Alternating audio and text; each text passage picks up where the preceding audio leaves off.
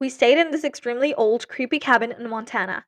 It was in the middle of nowhere and it was so old it didn't even have a bathroom, just an outhouse. There was a rope that went from the cabin to the outhouse so you could navigate back and forth at night because it was pitch black. The cabin was super unsettling and had some strange details about it. The strangest being that there was this really tall bed in the upstairs loft where you had to climb the stairs to get on the bed. And under the bed was this child-sized door that locked from the outside. Just bizarre. So one night my mom's dead asleep when she wakes up out of the blue feeling really afraid. She opens her eyes to see my stepdad just staring at her with freakishly wide eyes and a scary grin. She said he just looked horrifying. He said, "How are you feeling?" This makes sense because the first day we got there, she got really sick and stayed that way the entire trip. It sucked because there was no hospitals anywhere nearby. As soon as he muttered this, she heard footsteps approaching. When she looked to see who was coming up the stairs, it was none other than my stepdad.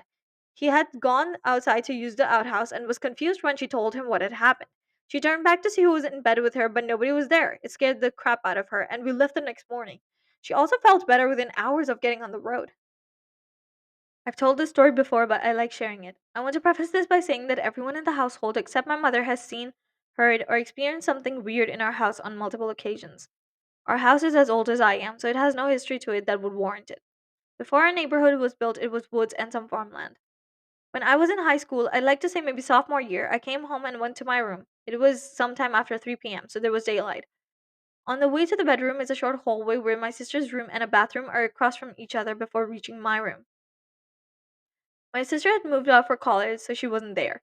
I always got a feeling like I was being watched from her room ever since I was little, whether she was there or not. I had never seen or heard anything though, just the feeling was prevalent. I avoided even looking at her room because it creeped me out so much. Our family dog liked to sleep on the bed in there, so I figured nothing bad was around at least. On this day, I dared to glance into the room as I walked past it, and my eye caught movement from the closet door that wasn't shut all the way. It opened a little bit, and I saw a person peek out at me. I stopped and froze for a few seconds, and the door opened a little bit more, and the person I thought looked a lot like me. It had my body shape and hair, but where the face should have been was just blank pale skin. No eyes, nose, or mouth. It wore clothes that reminded me of my sister, but not ones I'd wear. I remember the shirt had a stripe or pattern on it, but I usually wear graphic tees, so it was like it had combined my body with my sister's clothes.